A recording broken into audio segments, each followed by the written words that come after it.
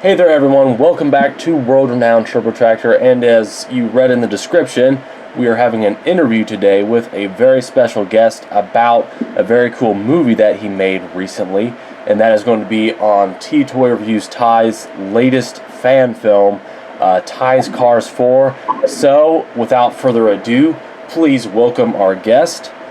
Hey, how's it going? I'm T-Toy Reviews Ty. Just call me Ty. I've been making YouTube videos since 2017. Really glad to be back here with World-Renowned Turbo Tractor again.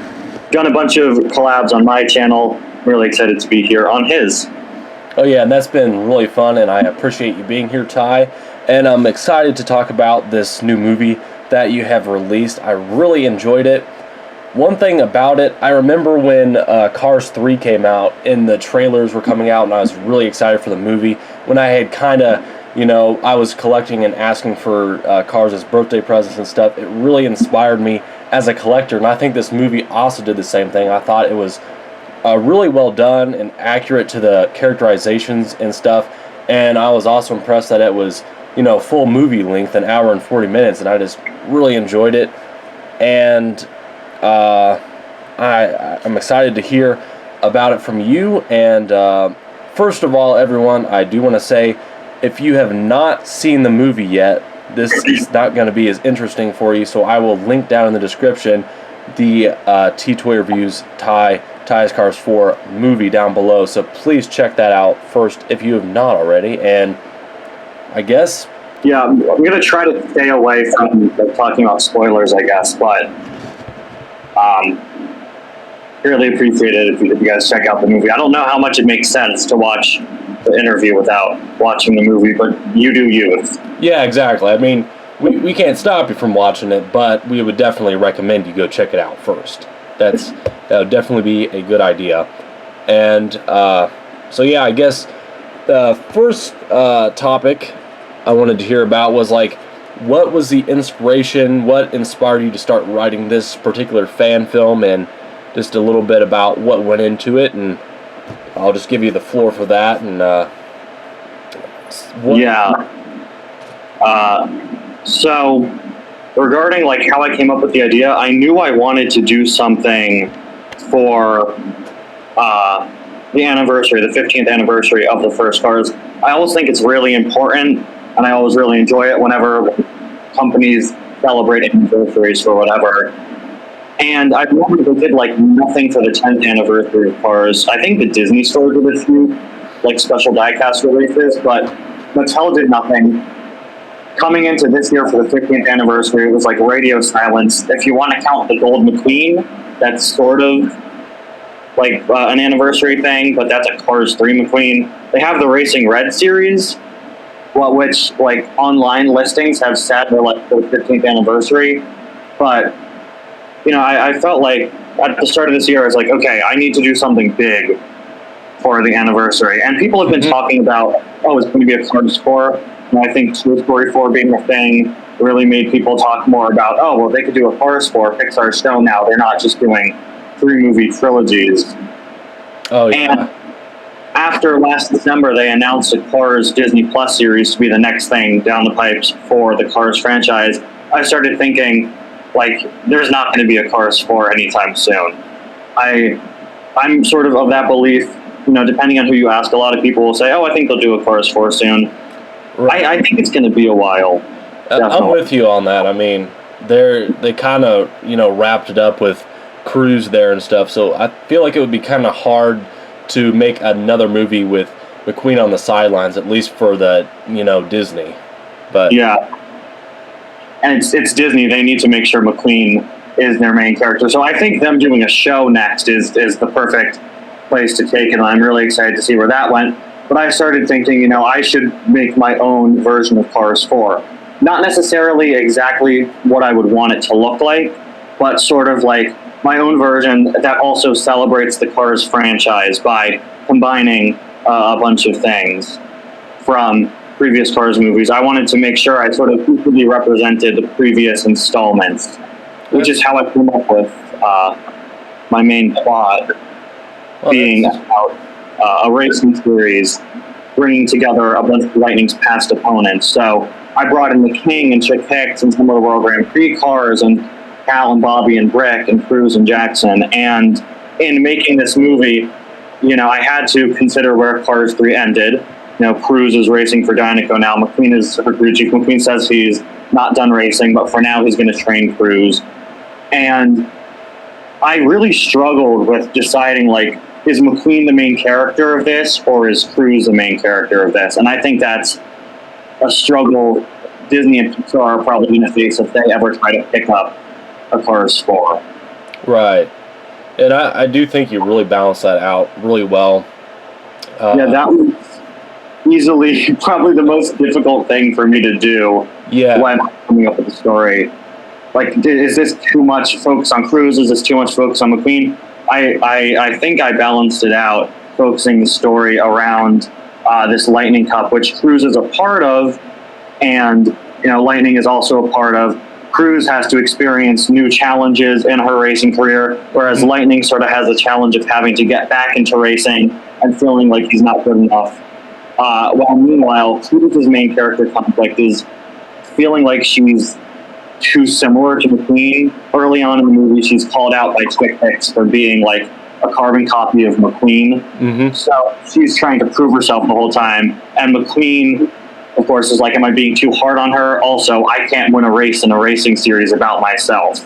Right. So I kind of built it around McQueen and Cruz, trying to balance them out a bit. I'd say I focus a bit more on McQueen, but I think I made it pretty even between the two of them. I think so. And I liked how there was kind of, both of those subplots going on at the same time that kind of, tied together all the movies. And I think it really is a pretty good, as far as collector, as far as Disney fans for Cars are concerned, it's a pretty good conclusion for that. And I guess that I'll move on to another question that kind of ties into that, how it ties in all the movies, in case anyone who watched it might have missed that, just a little bit about what went into, making sure it ties a lot of the elements of that together. Yeah, so how it ties into, the other Cars movies, you're saying? Right, yeah. And I know you kind of touched on that with how you brought a lot of the classic characters, friends of McQueen and opponents too, but, what else, all the stuff that went into it, tying all the movies together and stuff? Yeah, so I wasn't really a big fan of sort of the neglect of certain aspects of the Cars series. Mm-hmm. I know Cars 2 isn't the best received thing on the planet, but Cars 3 really drops so many elements from the other parts of the Cars series. I feel like each Cars sequel, in being its own thing, sort of loses a bit of the connectivity to the other projects in it, which is fine. It's the Cars series. It's not like the MCU. You don't need everything to be perfectly all connected and referencing each other. But as someone who's always loved doing Easter eggs and connecting things and whatever I make, I knew I wanted to sort of appropriately connect all the different parts of the Cars series. When I was making this, I was like, okay, we're not going to neglect the events of Cars 2. These characters still very much exist. And I tried to bring in elements from all the movies just to push that idea I had of sort of celebrating all of them. Mm-hmm. So you have the Piston Cup in there. Of course, a lot of the focus of the movie is on elements introduced in Cars 3. You're using the next gens. You have Cruz and Jackson Storm and everything. But, I combined that in the Lightning Cup with the racers from the other movies. And I also combined it with the concept of the World Grand Prix of visiting a lot of different locations. They have 5 different races in 5 different places. You have, I did Tokyo, Italy, and then Germany and France, and then Thomasville. Of course, Thomasville being pulled from Cars 3. Mm-hmm. You have 2 of the World Grand Prix countries, and also France, which is in Cars 2. And I combined that. A lot of my inspiration came from what was cut from Cars 2. You'll go around and you'll see a lot of people disappointed by the lack of racing in Cars 2, which is something that never really bothered me, but looking back, nowadays we have the deleted scenes of a Germany race and a France race, and that really inspired me to sort of used a good idea, put that into my movie here. So I sort of not only incorporated things from the other Cars movies, but I also incorporated things cut from them. And that's really cool. I definitely appreciate that you did not act like Cars 2 didn't exist. That's really nice. And I thought that it's kind of a combination of the Piston Cup and the World Grand Prix, you know, traveling around the world. I just thought that was, really cool in tying it together. And I guess, as you said, it doesn't have to be like one set thing for each, movie to movie, whereas a lot of people might have kind of stopped off at, Cruz. Just liked how you kind of brought back McQueen and allowed him to get back into his job. Yeah. That actually wasn't always the plan. Early on, like one of the major plot lines. So in the movie, I make a point of saying that there aren't any crew chiefs in the Lightning Cup, which was because Cruz wanted to prove herself by not having Lightning mentor her, and also because the crew chiefs are pretty expensive online, and I didn't know what to do with them. So I cut the idea of crew chiefs. It's like pure skill from each of the racers in the Lightning Cup. No mentoring. But originally, one of the major plot lines was supposed to be the fact that Lightning wasn't going to be allowed to race in the Lightning Cup. He was going to actually be a commentator for the Lightning Cup. And the whole time he would think it was unfair. And then eventually, like in the last race, he'd finally be able to race. And eventually, I dropped that because I was like, what am I doing? I'm not letting McQueen race. That's really going to disappoint people. Mm-hmm. And that was actually another big thing about it. I wanted to make a satisfying ending because a lot of people were dissatisfied by how Cars 3 ended. I didn't mind it. I thought it was a perfectly fine send-off. But Lightning not being the one to win that race at the end is definitely something that upset a lot of fans. So I wanted to sort of let Lightning have his moments in this movie. And that was another really difficult thing. We're not getting into spoilers here, like I said earlier, but figuring out how to end the movie in a way that could sort of satisfy people who didn't like how Cars 3 ended, but also not go against what I established in this movie and what was established in Cars 3, that was really difficult to work through. Yeah, and I think that's one thing that I really liked. Though I think Cars 3 was well done, and I was satisfied with it. For the most part, I was kind of frustrated because the whole movie is a build-up. It's building up how McQueen is going to go back and defeat Jackson Storm, and so it seems like that's what everyone is going to expect to see, but it's not what they get. Yeah. So, and technically, he does because they say he and Cruz both won, but we never see that. Of course, there's that deleted scene. I've had so many people tell me over the years, oh, I wish they had used that deleted scene where Lightning flips over Jackson instead. I'm fine with the conclusion we got, but I just wanted to sort of give a conclusion for people who might not have been really happy with how 3 ended. Right, that's really cool. I definitely like how that turned out. And I eventually was able to work things out, again, not getting into spoilers, to make it a way so that you're satisfied whether you were rooting for Lightning or you were rooting for Cruz. Sort of like how 3 has them both win the race at the end on a technicality. I sort of work things out to allow people to be satisfied regardless of who you're rooting for. Yeah. Now that I think about it, that really worked very well, having them both race together like that. I definitely really like how that worked because, it does definitely, it allows, I like how it did that because where a lot of people might not see that, a lot of people see Cars 3 as the conclusion, but I like how this kind of goes after that and allows people to get immersed in the Cars universe again, and kind of answers the questions that people might have had about what happens to McQueen, well, I think that's a really good way to tie it all up. And another thing is, just out of curiosity, not that there are any, but I'm just wondering if there are any references or similarities to your previous fan films that are present in this one.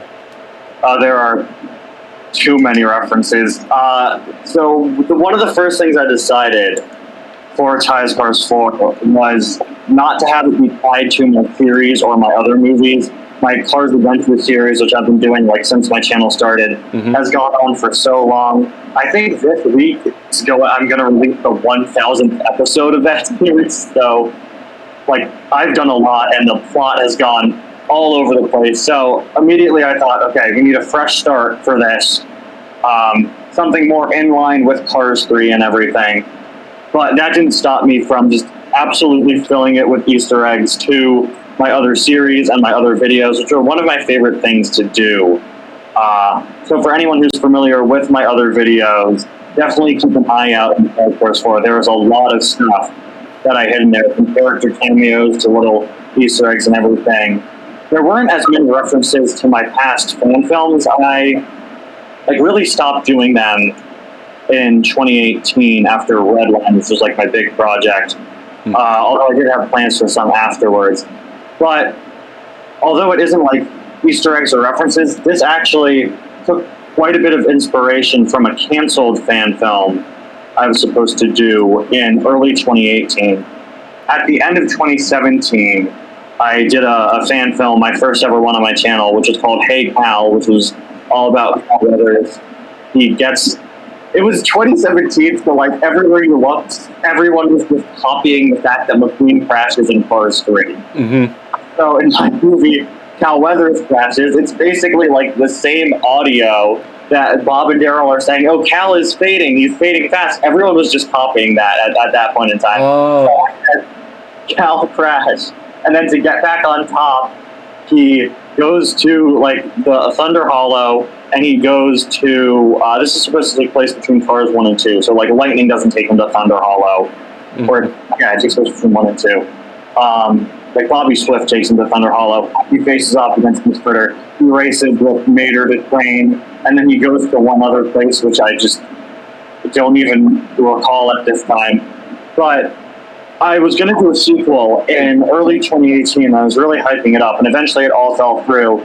It was called Hey Cal 2, The Next Race, and I've gone in detail in some other videos on why I canceled it. But it was supposed to be about Cal entering this racing cup. It was called the World Championship, and it was basically like a discount World Grand Prix / XRS before the XRS was a toy line. This was like a year before that. It was supposed to be several races in several different places with like sort of an all-star lineup of Piston Cup cars, and I think some of the World Grand Prix guys. It was like McQueen, Bobby, Brick, Hicks. I want to say even Daryl Partridge was going to race in it, and then several new characters that I created that were supposed to be from other countries. And they were supposed to race on all sorts of different terrains in different countries. And just that concept of sort of expanding on a World Grand Prix type of idea was one of the main inspirations for this one. Oh, cool. Nice. I'm going to have to go check out Hey Cal now to see how that plays out. Yeah, it's very bad. I would not recommend it. Yeah, but that was all in the canceled sequel, all of that World Championship stuff. Okay. Well, I'm glad you were able to apply it in this movie then. Yeah. That's cool. Anything else along those lines? For like references to the other movies, or just general things? Yeah, or anything. I'll let you references or any other information about what went into the movie and stuff, especially. Well, I broke my phone while filming it, so that was fun. Oh no! Are you serious? I'm not kidding. So for this movie, I filmed Radiator Springs in a different location than I usually do, and where I filmed it, there are like hard concrete floors. Oh. And I had this tripod that I just sort of slapped together using like the top of a selfie stick, and I taped it to a piece of cardboard and stuck it to the ground because my tripod doesn't go down to the ground far enough. And the top of that selfie stick didn't fit my phone. My phone has like a rubber case and it would just slip out of it. So one day while filming, and this was one day where I was really upset that I hadn't filmed that much that day and I wanted to get more done. So I was going over to plug in my phone. It was out of its case because I had just taken it out of the tripod. It slipped out of my hands, immediately slammed onto the concrete floor, completely shattered all over the floor. I was lucky enough to get an appointment at the Apple Store that night, and I was able to get it fixed. But like that's gonna stick with me. It was, looking back at it, it's pretty funny. I'm really glad I was able to fix it in one day, but I'm sure at the moment that must have been absolutely devastating. Yeah, I wasn't upset over it for too long because apparently the Apple Store takes appointments for phone fixing like every 5 minutes. It was pretty interesting. They fixed it like within an hour. Wow. So that happened, I want to say maybe 4 o'clock in the afternoon. By like 8 o'clock, I was at the mall getting it fixed. So luckily, if anything like internally in the phone had been destroyed, then probably wouldn't have gone too well. But I was lucky it was only the screen, and I was definitely didn't use that tripod again afterwards. Well, yeah, I don't blame you there.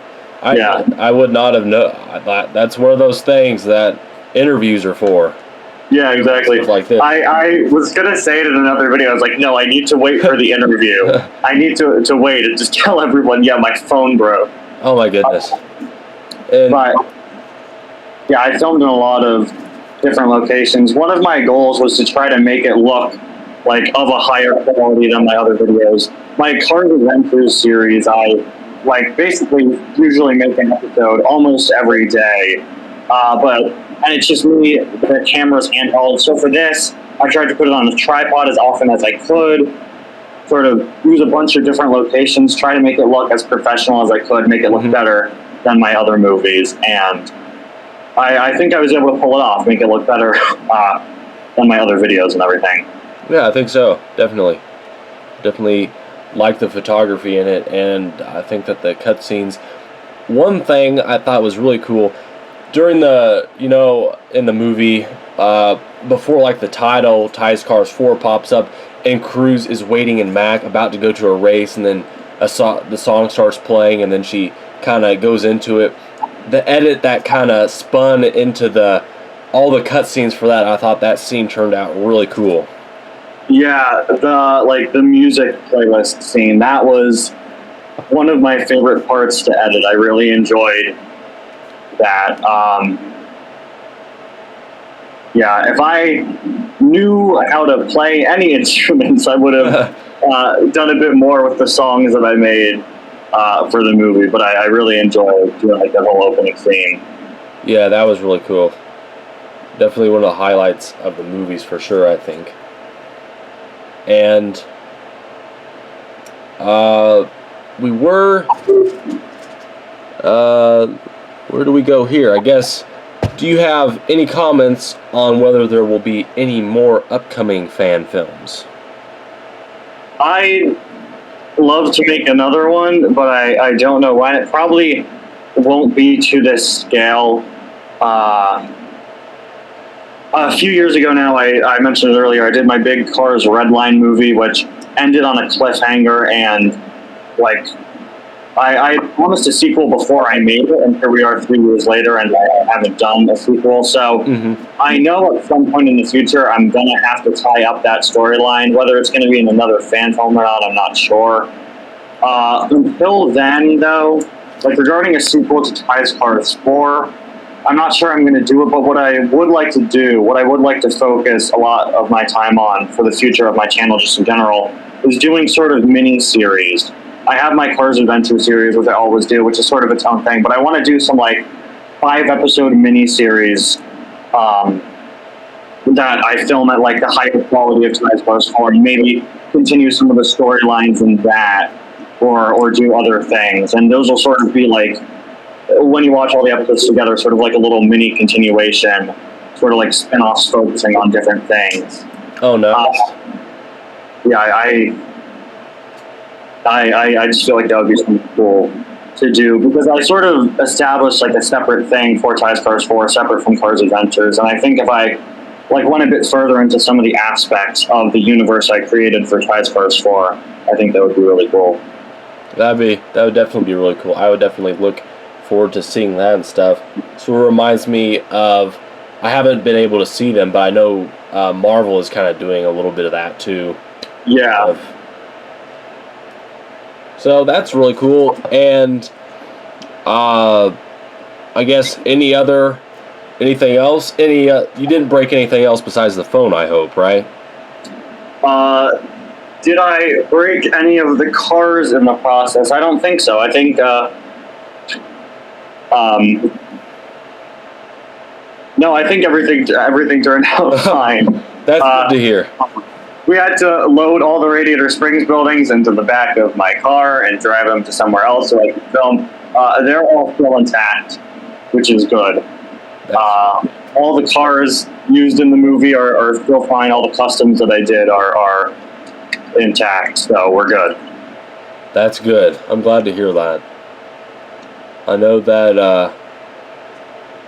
that some of the characters might be a little bit risky and get themselves hurt, though, but I'm glad that they survived. Yeah. And so, anyway, it's been, I've definitely enjoyed hearing about this from you, all of the kind of the behind the scenes, what's went into it, breaking the phone. And everyone, of course, if you have defied us and gone ahead and watched the interview and not seen the movie yet, now I hope that you are motivated to go watch the movie. Again, it's going to be down in the description. And thanks, Ty, for joining me today for this. I've really enjoyed hearing about it. And thank you so much for having me. You're welcome. Hope to do more collaborations and stuff in the future. Thanks so much. Definitely. I really look forward to that. And this has been my first experience interviewing, and hey, maybe another time in the future we'll do this. And I hope you guys enjoyed hearing about this, and I'll see you guys next time. So anything else, Ty, or no, just thanks for watching this video. Subscribe to World Renowned Turbo Tractor. Check out Diecast Cars 4, unless this interview made you not want to watch it, in which case I'm sorry. I hope not. Or whatever. Well, thank you for watching. Thanks, man. I will see you next time. Take care. You too.